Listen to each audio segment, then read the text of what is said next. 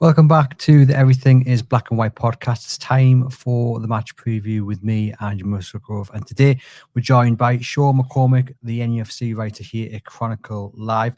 Gibbo is on holiday, but don't fear, he will be back ahead of the game against Benfica early next week. As always, this episode is sponsored by NordVPN. Do click the link in the podcast description box to take advantage of a discount offer on your NordVPN plan. No risk with a 30-day money-back guarantee. Support the podcast and keep yourself protected while online. Sean, welcome back to the podcast. It's been many years since you've been on the Everything is Black and White podcast.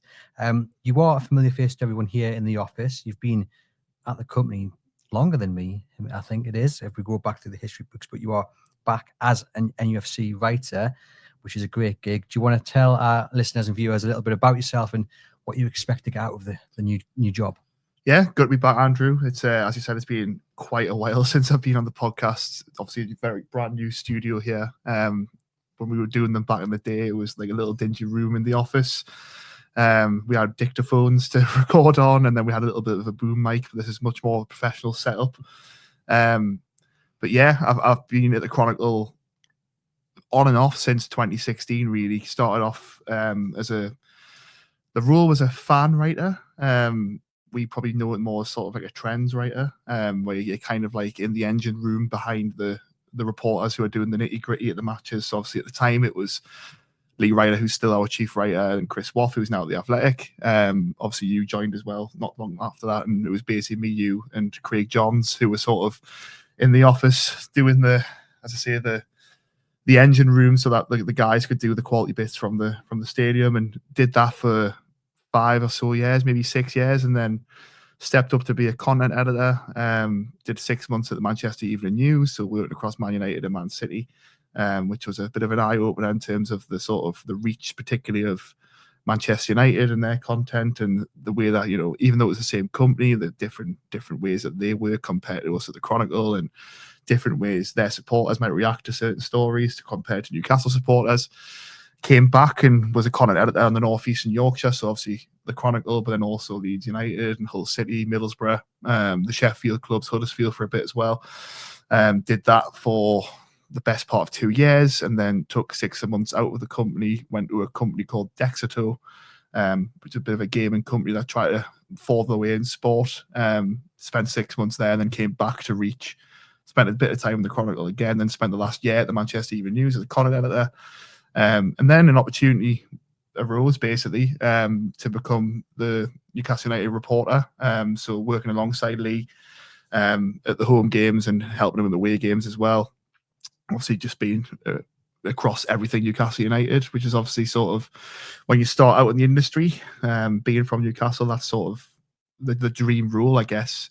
Kind of strayed away from it and went about in a roundabout way and kind of skipped a level, then come back down. But I think that's probably going to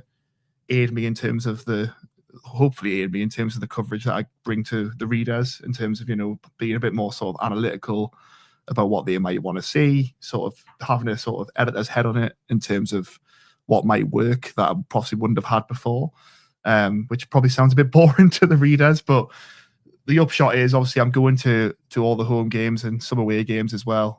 Being at the sort of, you know, at the cool face really of Newcastle United reporting, and being back at the stadiums is a big thrill, and was there for the Barcelona game last month, done the Wolves game, the Nottingham Forest game as well, because I had some pre-prepared annual leave that I couldn't get out of, so I missed a few games last month. But it's good to be back, good to be back on the cool face, good to be, you know, at the front line of the games and seeing Eddie Howe, because before, as I said, when I was editing, I didn't really get the taste of meeting Eddie Howe. The managers that me and you would have dealt with back in those days was Rafa Benitez and Steve Bruce. Obviously a very, very different club now.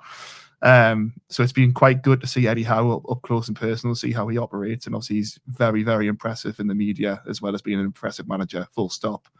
So it's been great to be back. Obviously really excited to throw myself into the role, to do a bit more of this with you, Andrew, as well. And getting the stories that fans want to see, as well as the sort of stuff that we know works digitally, and, you know, speaking to former players and getting to the issues that, you know, fans want to hear about, whether it's the stadium, whether it's supporter issues, whatever it might be. So yeah, early days, but enjoying it. And as I say, the canvas is still pretty blank in terms of what I want to achieve, but hopefully that becomes a bit more sort of apparent in the next couple of months. Well, it's great to have you back. And as Sean says, hopefully going forward, he'll be featured on the podcast a lot more regularly. So look, watch out for that. We are going to talk about the trip to Brighton, 3:00 kickoff on Saturday.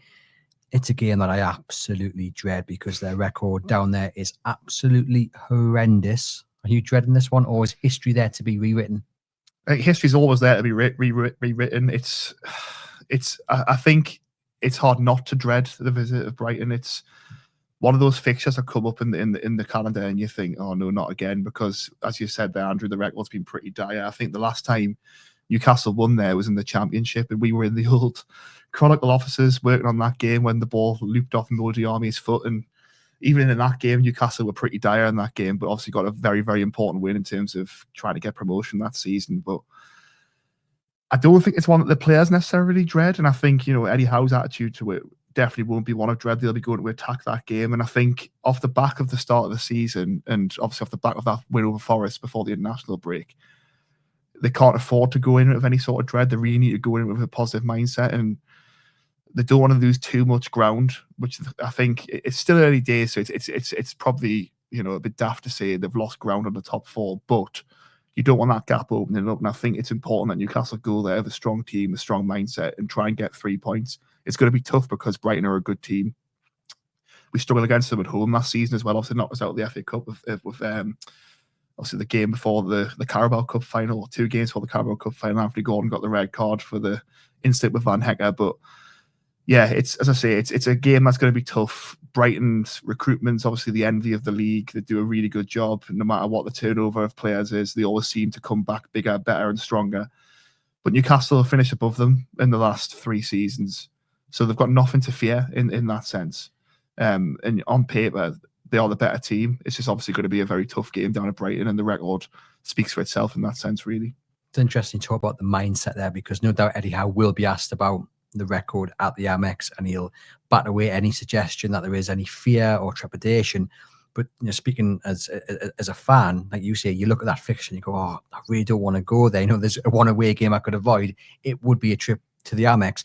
Do you think, even though Eddie Howe will publicly say we're not bothered about what's gone before, we're just focusing on today, on Saturday, there was always a little bit of that creeps into the dressing room that actually we haven't won here. I think it is in 8 attempts in the Premier League, and no matter how hard you try, you're always going to have that little bit of doubt in the back of your mind. I think there will be not necessarily doubt or trepidation, but these players are fairly clever. We listen to them speak often about sort of the mindset of games and the history of fixtures, and I think it will be on their minds. But what I would say is that a lot of the sort of darker history there was probably before this team. Yes, they haven't won there in a while, but even last season it was a draw. It was a competitive game. Newcastle could quite easily have won that game. So I don't think necessarily trepidation from those players. It'll probably creep into the players who've been there a long time, the likes of Jamal Lascelles, who probably won't be involved, certainly not from the start anyway. So I don't think there's trepidation in that sense. And I don't think Eddie Howe will allow those players to have any sort of trepidation. One thing that you can't say about this team under Eddie Howe and these players, I think of like strong personalities, likes of Anthony Gordon and Dan Burn and players like that. They don't fear teams. I think it's very hard to pinpoint many games where they've kind of went into a game and you think they don't believe they can get something here. Maybe Man City away is probably the one fixture I think under Howe that they've consistently maybe slightly underperformed, certainly last season, where they look at it and you think they don't actually believe they can win here. But it's not many occasions, and I don't think Brighton necessarily fall into that bracket. And as I said, if you look at the 2 teams, Newcastle are the stronger team on paper. That's not to say it's not going to be a very difficult game, and Brighton have started the season quite well. They've got threats all over the pitch. I'm sure we'll talk about a few of those in a bit, but yeah, in terms of trepidation, I just don't see Newcastle necessarily going there with any sort of fear. It may linger in the fact that they haven't, got the best of records there. And I'm sure, as you said, Eddie Howe's going to be asked about it tomorrow in the press conference quite a bit as well.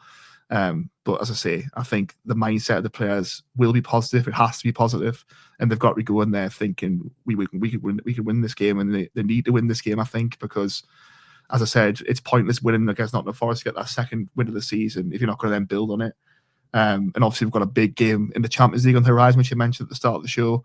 Newcastle don't want to be going into that game off the back of a poor result at Brighton, so I think that's all going to be the focus for Eddie Howe ahead of the weekend. And if you look back at other teams when Newcastle United have had horrible luck against Arsenal, Manchester United, Newcastle have beaten them in recent seasons. And I think you're right. There are a few teams that Newcastle do fear, maybe not so many arenas, because Amex does have that little bit of something about it. But anyway, hopefully Newcastle United can rewrite history and get the win. You mentioned the Nottingham Forest game, and it felt like a really big 3 points for Newcastle United because they'd gone to Belgium, beaten Union SG, and we all said, great performance, but it's so important that they then build on that with a win against Nottingham Forest. And I think one of the massive frustrations for me is that we've had to wait a fortnight to have the next game, because as much as I don't like going to the Amex, actually, if you could have said to me, pick when you want to go to the Amex, it would have been the Saturday after we beat Forest, because you've got that momentum, the wheels going down the hill, so to speak. But we've had to wait 2 weeks, and people will fear that momentum is being killed off. However, if you look at what's happened during the last 2 weeks, you've got a goal for Voldemort for Germany, goal for Anthony Gordon, Bruno's played well, Joe Linton's had an outing, Tonali's just been Tonali for Italy. So a lot of key players there have had good international breaks. They haven't had a break, but they've had a good time with their country. So hopefully some of the momentum is still there to carry into Saturday. Yeah, as you said, there's quite a few players who've had good international breaks. I think what Eddie Howe would like as well is that there's been a lot of players who are still on Tyneside. And this week, I think Eddie Howe always talks about his favourite part of the job is improving players on the training ground. With Newcastle's schedule at the minute, I mean, the last international break between that one and this one, they had 7 games inside 3 weeks. It's exactly the same for them this time around as well, before the November international break. Howe isn't necessarily getting the time in the training ground that he probably desires. Certainly last season, when I was at the Manchester Evening News and covering Man United, that was something that Ruben Amorim always used to sort of bemoan as well, that he never had that time to sort of, and it was much more important for him, I guess, because he was trying to implement his system, which was completely different. It's different for Newcastle because Howe's been here for a long time now, and they know exactly how he wants to play. And when you watch them play, it's almost systematic in terms of the patterns that they play with. But as you said, the lads on international break have all done really well. Voldemort, I think, has been absolutely fantastic since he's come in. It was important that at least one of the 2 forwards that they signed in the summer started well, given the obvious struggles that they had in the first 3 games of the season without Alexander Isak and not really having a senior recognised forward. Obviously, William Sula played against Liverpool and Leeds, but probably isn't necessarily at the standard yet to lead the line for a team of Newcastle standard. But it's been so important that Voldemort has come in and he's scored 3 goals in 3 home Premier League games. Probably not something that Newcastle even expected to have done in terms of starting so well. And he's probably benefited, I guess, in the fact that Johan Vissa's been injured, because he's had that sort of clean run in it to get a bit of momentum. I think it was important he scored for Germany the other night, because that was becoming a real sort of talking point in the German media that he'd had 5 games for the senior team without scoring. He got that goal against Northern Ireland the other night, so that'll do his confidence the world of good. And you'd think that confidence boost he's got for his country will only benefit Newcastle going into the weekend. So that's been really, really good. Anthony Gordon looked back to his best, I think, in the last 2 games. Now, certainly the Wales game, I think he can take a lot more out of that, because they play with a lot of players who play in the Premier League, so it's sort of a similar standard to what he's going to be to what he's going to have to produce, I guess, in the Premier League. Latvia, not necessarily the standard that we're going to see on Saturday, for example, at the Amex. They drew with Andorra, so you can't really glean too much for it. But what I did like about that game was the way that he took his goal. And if you look at Anthony Gordon's record, not last season, but the season before that, where he got the double figures for goals and assists, that's a pretty rare feat for any winger in the Premier League. You can name a whole host of famous wingers who never ever did that. Brilliant. He probably lost that a bit towards the end of last season, and he's, in terms of this season, the numbers haven't necessarily been there in terms of goals and assists, but he got the 2 goals against Union, both in the penalty spot, of course, but he took them well. He's got the goal against Barcelona. He's now scored on England duty as well.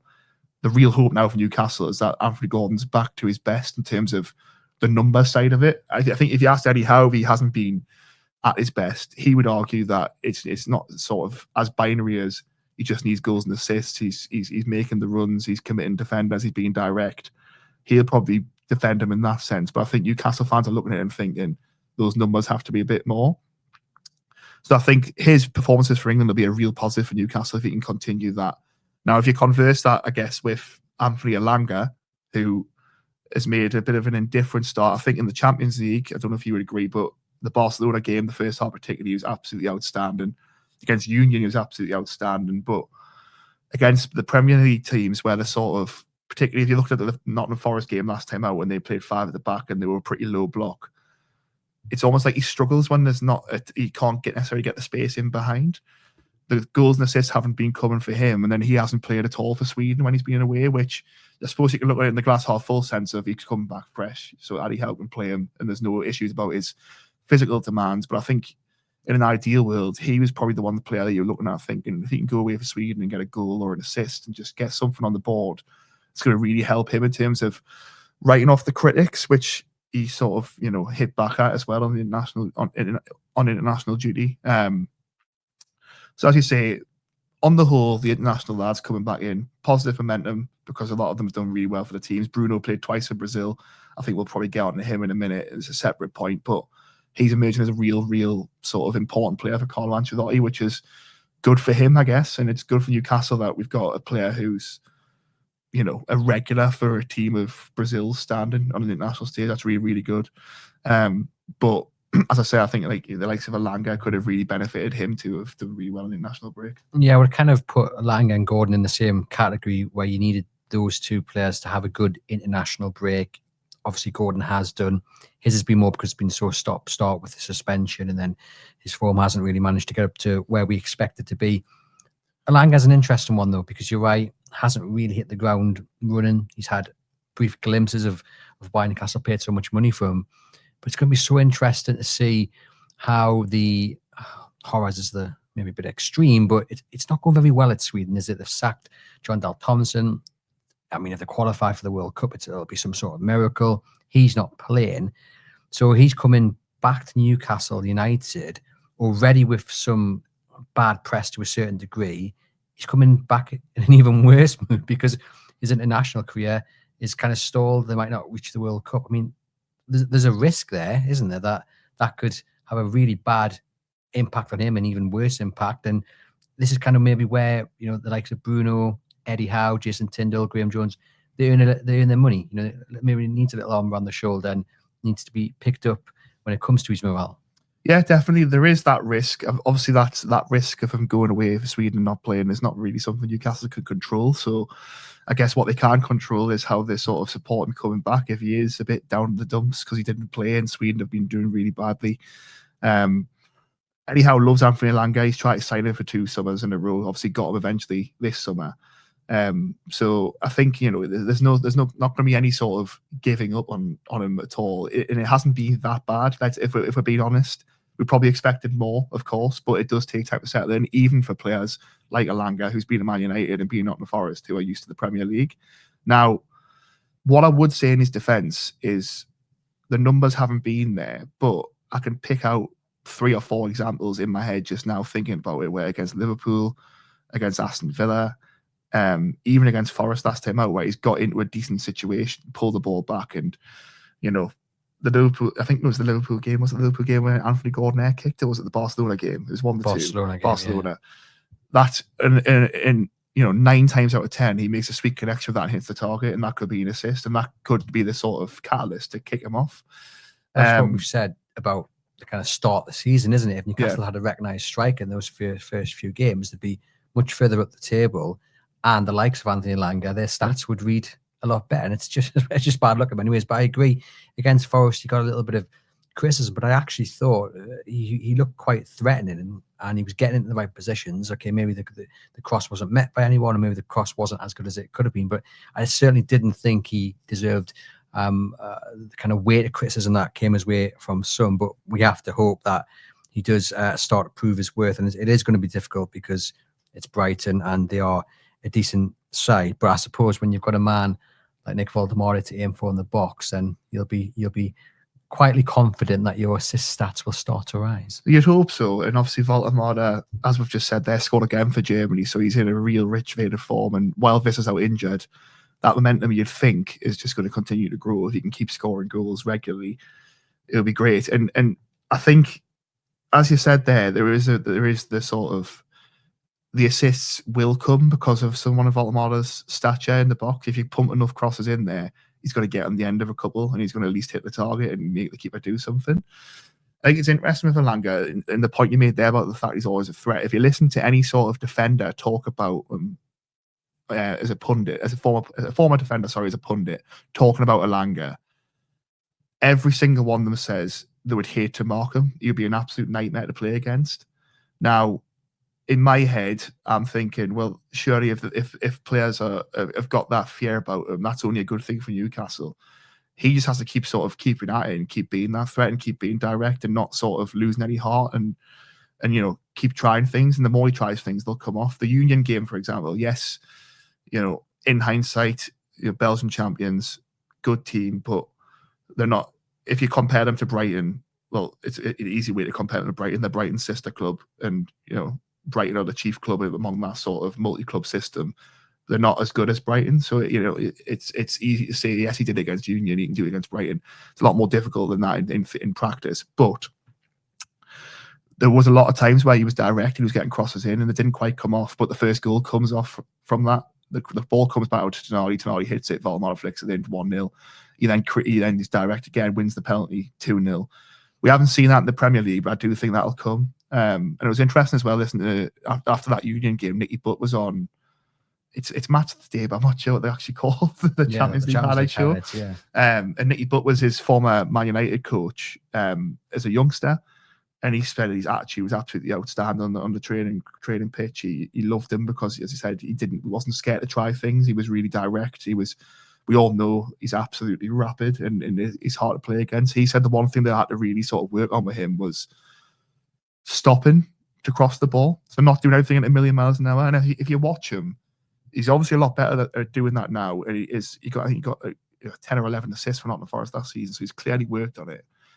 But I think that's something that still it doesn't come necessarily natural to him. If you watch him, everything is still sort of bum bum bum bum bum, and sometimes you need to sort of have that sort of clear head, I guess, to stop yourself and make sure the cross is right and in the right situation. And also a decent point Eddie Howe made around that as well. It was more talking about how Nick Voltemada gets used to players who are out wide, but he made the point when he scored the goal against Wolves that Jacob Murphy is a lot different to Alanga in the sense that he does stop a lot and he does cross the ball a lot, and his first thought is touch, cross, touch, beat a man, cross, whereas Alanga's first thought is beat a man, then think about it. I think once Voltemada or Johan Visser when he's fit, or Asula or whoever it is, or even if it's Anthony Gordon or Harvey Barnes coming to the other side, once they're used to them sort of patterns, I do think that the numbers will start to rise. And even if you look at like last season, obviously Alexander Isak, we don't like to talk about him too much now, but his goal scoring record last season was absolutely off the scale. But he only scored 2 goals in the first 3 months of the season while it was sort of getting used to whatever the team they were playing. And obviously him and Murphy had an excellent relationship. There's nothing to say that, Alanga and Voltemada or Alanga and Visser or whoever it might be start to develop that relationship. It's still very early days in the season. It's just that when you pay £55 million with someone, you expect them to sort of hit the ground running, and it just hasn't quite happened yet. Yeah, but then I think we can also say that none of the wingers have really hit the heights that we know they can get to, whether it be Gordon, Barnes. Actually, you could actually argue that Murphy's probably been the better of all four of them. So there's a lot more to come from every single one of those wingers. And if one man's going to kind of mould Alanga into the best player he can be, it's going to be Eddie Howe, isn't it? Any concerns about the travel? I mean, I know Bruno and Joelinton have had to go to South Korea. That is a big journey. Others have had shorter trips. Any concern at all? I think it's something that Newcastle will have to monitor, and it is a bit of a risk, because if you look at the last round of international fixtures, for example, Bruno obviously played in Bolivia, which is high altitude. I can't remember the exact amount, but it's way over sea level in terms of the height of the altitude of the stadium, and El Alto it was. The difference being with that was that he played both games. He obviously took a lot of physical tools and playing at the high altitude. That game was played overnight Wednesday to Thursday. Newcastle then played Wolves on the Saturday, so that turnaround was really sharp. The difference this time is, yes, he's travelled a lot of air miles to get to Japan and South Korea. He's played both games again, which, given they were friendlies, Newcastle probably won't necessarily be most pleased about, I guess. What I would say is, as we said before, is that also shows how Carlo Ancelotti really trusts him, because he's now played all 4 of the last 2 international breaks, all 4 games. He started all 4 games, so that's really good in terms of him going forward at the World Cup. The difference is this time to the last time is they've played Tuesday afternoon, then flying back. It's an extra day he gets to recover. Yes, it's still an 8-hour time difference from Tokyo to Newcastle, which you'll have to sort of, deal with. But I think in terms of him playing on Saturday, I'd be very surprised if he's not starting, considering he started after that sort of Bolivia escapades that he had last time around as well. What might have to happen, if you look back at those fixtures, he played the Wolves game, he played the Barcelona game. Towards the end of the Barcelona game, he was absolutely shattered.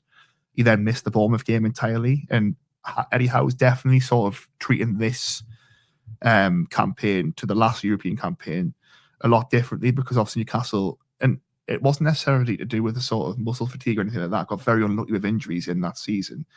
But I think he is a lot more conscious of making sure that the load spread across the squad. So it would be interesting to see how that's sort of managed, because it's obviously Brighton away on Saturday, Benfica on the Tuesday, Fulham on the Saturday, Tottenham in the Cup the following Tuesday or Wednesday, I think maybe Wednesday. Yeah. So that's 4 games in a short space of time. You think something will have to give if he does come back, and the physical toll of the travel and playing does take its toll on him. There probably will have to. So there'll have to be some point where he is rested. It's just where he does that, because as we said before, I don't think it can be this Saturday, because they need to make sure they carry the momentum on. It definitely can't be Tuesday, because that Champions League game at home is massive for Newcastle. I think if they're going to get through in the top 24, the home games are huge, and they've got to make sure they can pick up the points in those games. So they can't afford to miss that opportunity. It's whether it then comes against Fulham or Tottenham, or I'm talking baloney, and they can't manage the load because there is that extra day, and they can't manage him across the sort of the time and the gaps that they have between the games. Obviously, the other thing to consider with the Barcelona game was a Thursday, which isn't going to happen in the Champions League again. It just only happens in the first time. So that Thursday to Sunday would have been a quick turnaround for the Bournemouth game as well. So it'll be interesting. The positive is, from a Newcastle sense, is that Joe Linton only played half an hour across those 2 games. So he should be pretty fresh, barring the travel and the jet lag and all that kind of thing. So in that sense, he should be firing and ready to go. It'll just be interesting to see how they manage that Bruno situation across the next few games. Yep, certainly. So, it'll be helped by the fact Jacob Ramsey should be back, and hopefully Lewis Miley, he had to drop out of his England duty, but hopefully that's just kind of a precaution rather than anything to be concerned about. Let's talk about the potential starting 11 then. Nick Pope will start in goal. Kieran Trippier will start at right back. You'll have Dan Burn at left back. There's always a bit of debate about the centre backs, but if you're going on form, it's got to be Malik Thiaw and Sven Botman, right? Yeah, I can't see the back 4 changing, to be honest. I think it's probably one of the biggest, but the most pleasant surprises of the last round of fixtures was the emergence of Thiaw and Botman. Now, I thought Malik Thiaw would take a while to sort of adapt to the Premier League. If you look at the signings Newcastle made in the summer, he was definitely the most understated of those signings. He's been so impressive, though. I'm actually really surprised, but impressed with how quickly he's adapted to the Premier League. The physicality of it doesn't look like it's an issue. His partnership with Botman has blossomed straight away, which is really good. It's almost like Newcastle have got 2 separate partnerships now, because obviously Fabian Schär and Dan Burn last season were absolutely outstanding together. Sven Botman couldn't really get back in the team when he got back injured, but also I think not many people would disagree with the fact that Sven Botman, when fit and playing, is Newcastle's best centre half. So now that Thiaw and Botman are in there, it's very hard to see how certainly Fabian Schär gets back in the team. Dan Burn's going to have a run at left back now because Tino is injured, and Lewis Hall, we think, is going to be injured certainly for this weekend. We'll get an update on that tomorrow from Eddie Howe, but didn't sound great at the Forest game. Sounded like that could be a sort of few weeks for recovery. So it'll be interesting to see what happens once Hall and Tino come back as to what that means for Dan Burn. I think that's an issue down the line, because obviously he's in the England squad. He was arguably Newcastle's player of the season last year. Never let Newcastle down, but I don't see how you break up the partnership of Thiaw and Botman. Obviously we said those 2 will start, and they are, for me, now Newcastle's first team centre-back pairing, but we talk about rotation, and we're looking a little bit of ahead when it comes to Benfica and Fulham and then Spurs. Do you foresee them two starting on Saturday, and then potentially, I suppose this would be a bit more of a dilemma if Lewis Hall was fit, but maybe one dropping out and Cher coming back in, or Byrne, for example? Or do you think they're professional footballers, they're athletes, they've got the best gym equipment about, the best physios, they should be able to handle playing? They've got 7 games coming up from Saturday to the next international break. You would think they should be able to handle starting the majority of those games. Yeah, I do. And I think obviously the big thing with both of those players is they didn't get called up for Germany or Holland, which rightly or wrongly benefits Newcastle now. That might be an issue if they keep playing the way they're playing next time around. Quite interesting if you look at the Brighton team, actually, because Van Hecker gets in the Dutch squad and Botman doesn't. Now, I do rate Van Hecker, but I don't see, certainly from watching Sven Botman every week, is he better than Sven Botman? I'm not so sure. I'm sure a lot of Brighton fans will disagree. So that'll be interesting to see this weekend. But I think it'll be more of an issue if and when they both get into their national sides. Now, as we've said, they've played so well. They'll certainly be on the radar. It could happen in November. I'd like to think if they play the way they've been playing for the next few months, it'll definitely happen by March. So that's probably more of an issue for then. I think Cher will come back in possibly for the Tottenham game in the Cup. That seems like a sort of sensible time to bring him in. But for the 3 games before that, I just don't see how you can break up that partnership. And while the full-back situation is what it is, Dan Byrne's going to continue operating at left-back. So it's not an issue for now, but I do envisage it being a sort of an issue down the line. And perhaps harsh with Dan Byrne doing so well in England and World Cup year and all that kind of thing. But it could be an issue for him in that sense further down the line as well. It's just great to be sat here. And usually what we say when someone comes into the team who's been in the cold, they've got to take their chance, got to make the most of it. And Malik Chow has done exactly that. He's got in because Fabian Cher had that concussion. A lot of people would have thought, yeah, he'll go in, might do all right, but Cher's the number one, and Cher's going to struggle now to get back into this starting 11 in the Premier League and in Europe.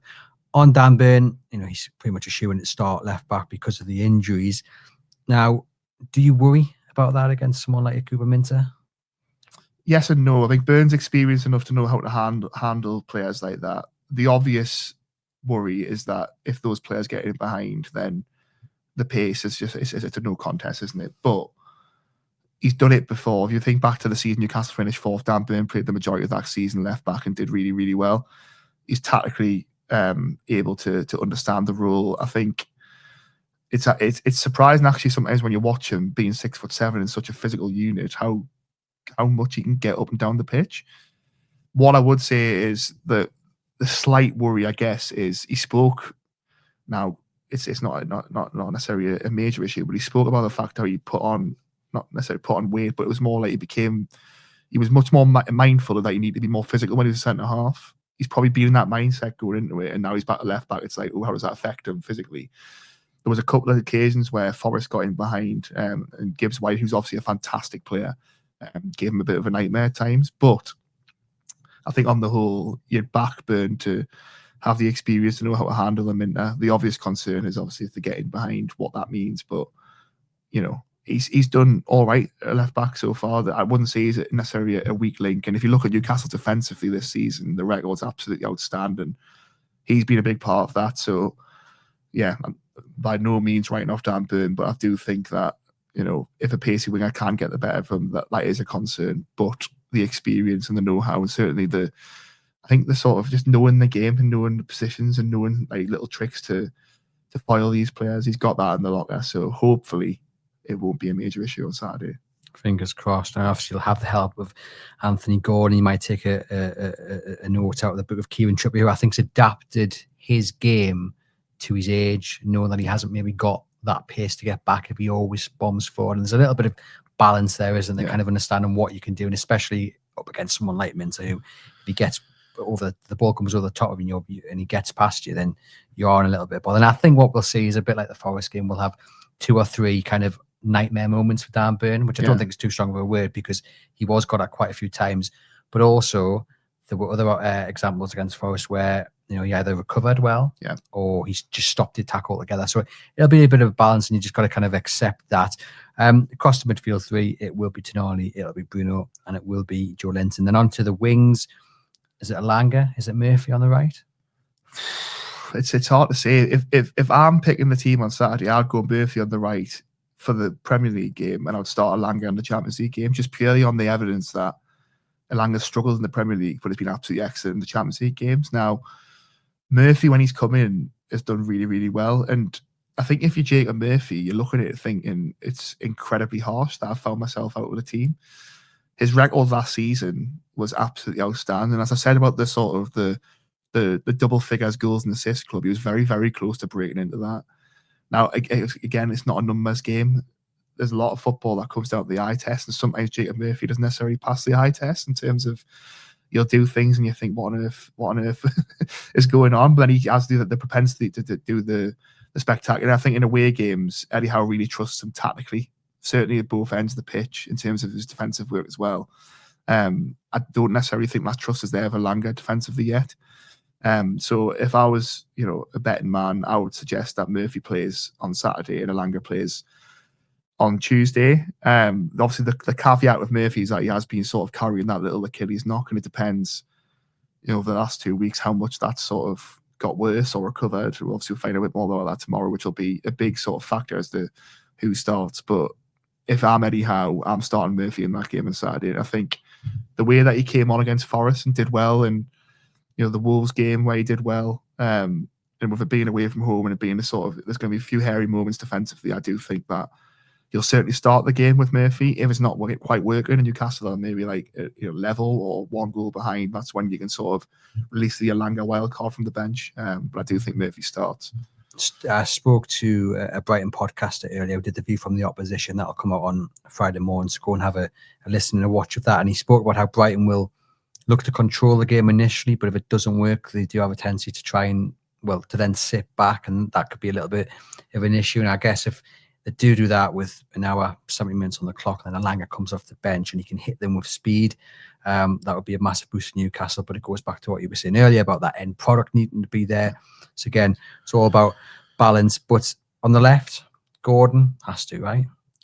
I think so. I'd be surprised not to see Gordon start. I think if you look at last month, the decision was sort of made for Eddie Howe because he was still suspended for that Wolves game after playing twice for England. So it wasn't kind of like a decision to make. Whereas this time, there probably is, in terms of how much is that England tool taken from him, and do Newcastle have a responsibility to rotate and make sure that he's fresh for future games? Now, as we said with Bruno, I can't see that being the case at Brighton. I think it's too important to sort of miss the opportunity of getting another positive result and trying to build that momentum. But Harvey Barnes is a capable operator. He's a very different player than Anthony Gordon. He's not going to beat 2-3 men the way that Gordon possibly maybe can do, but he is that goal scoring threat.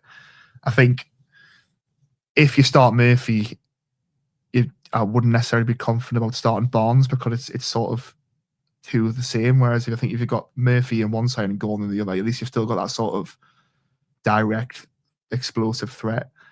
What worked really well when it was Voltemada, Gordon, and Alanga in Europe was Voltemada obviously comes into these tight spaces and these pockets in between the midfield and defence, and the pace of those two in behind was absolutely frightening. Now, if Brighton are looking to control, then that could be a sort of thing where Anthony Gordon gets a lot of joy, as you just said there, of Alanga. So I do think Gordon starts, but it wouldn't necessarily surprise me if we see a sort of Howe taking that sort of approach of protect him, maybe bringing on him half an hour to go, and then he's ready to go for the Benfica game, the Fulham game, the Spurs game after that. Well, that's it, isn't it? Eddie Howe's always been one who says, I'm thinking about the game right now, not thinking ahead, but actually he can't do that anymore. He's got to think about the games coming up because there are so many games ahead of him. Like I said, 7 up until the next international break. So yeah, that rotation would be absolutely key. With Jacob Ramsey back in as well, that'll be a big boost potentially to the midfield if it has to come on maybe with an hour gone. And obviously Voldemare up front after his goal hopefully continues his goal scoring form. Again, speaking to the chap from Brighton, he's a little bit worried about Voldemare. Doesn't think Lewis Dunk will be able to handle him. So I'll not spoil the insight there, but do go and check out what he had to say about that. As I mentioned there, big schedule coming up. This is the first game of 7. How important is it that Newcastle United get the win on Saturday? I think it's certainly important they don't lose the game. That's for certain. we started off this podcast talking about how bad Newcastle's record is at the Amex, and I don't think it's necessarily the worst result in the world if they do come away with a draw. They can't lose the game, but I think it is important ahead of that sort of 7-run fixture list that they set the tone and they do start with a win. It's going to be difficult because Brighton have got a very good home record, Brighton are a very good team, and as I say, Newcastle historically and in recent history have struggled to get results against them as well. You just pulled up that season's fixtures there, where you can see Newcastle didn't win any of the 3 games against them. That shows the sort of the task they're up against, but I do think it's important that they go with that positive mindset, and if they can't get the win, it just sets them up perfectly, because if you look at the fixtures coming up, Newcastle have got 3 home games after this across 3 different competitions, but actually in the Premier League, a lot of the games in this fixture, this run of fixtures coming up now are away from home. If they can because you look at the 3 home away games this season, they've all been 0-0 draws, which is pretty mental in terms of if you had some sort of odds on that at the start of the season and you backed it, you'd be a rich man right now, because 0-0s are very rare. So to have 3 of them away from home is pretty spectacular. They sort of broke the duck against Union and show what they can do away from home. Different prospect, as we've said already, in the Premier League, but if they can, get a couple of goals even away from home, that'll give them so much confidence. And if that means that it's a 2-2 draw, I don't necessarily think Eddie Howe will be massively disappointed by it. Obviously, he goes into every game looking to win, but if you're breaking, the league down into sort of segments and fixtures, Brighton away is a one-off game. As long as you don't lose that game, I think you're pretty happy. Yeah, I mean, I've gone for another 0-0 draw, which would create a little bit of history. Are you ready for this, Sean? All 3 of Newcastle's Premier League away games this season have finished 0-0. In English Football League history, only one side has ever had their first 4 away league games of a campaign end goalless, with Notts County doing so in the 3rd Division South in 1935, 1936. South. Up to have earned their money there. And you mentioned Brighton's home form. They've lost 1 of the last 11 Premier League games at the Amex. So that shows you how strong they are at home, chucking Newcastle's horrible record at home. And maybe you can understand why I'm dreading this a little bit, but I do believe history is there to be rewritten. I've gone for a 0-0. I'll go 1-1. I think history is there to be rewritten, and I'm not basing the scoreline off the previous visits to the Amex. I just think it's a tough game in isolation, regardless of your history going there against Brighton. I think if Newcastle can score, that's a big thing away from home to sort of get that monkey off the bat this season in the Premier League. And anything from beyond that's a bonus. Obviously, I think they're more incapable of winning. They've got to be going into that game thinking they're winning. As long as they don't lose, it's not necessarily a disaster. They've just got then, if it is a draw, they've then got to battle up with a win against Fulham the following weekend. But as I say, in isolation, I think Brighton away is one of the toughest fixtures they'll have this season. And if it is a draw, as I say, I think Eddie Howe secretly, although he won't publicly admit it, will be pretty happy with that. Yeah, let us know in the comments your thoughts. Would you be happy with the point now if offered it before kickoff? Thanks to Sean for popping on and providing the match preview to you guys watching and listening. Do get into the comments. Do a thumbs up on YouTube. Hit the subscribe button as well. If you're listening on the audio-only platform, leave us a rating and review. Remember to take advantage of your NordVPN discount by clicking the link in the description box. Support the podcast and stay safe online. And I'll be back next week.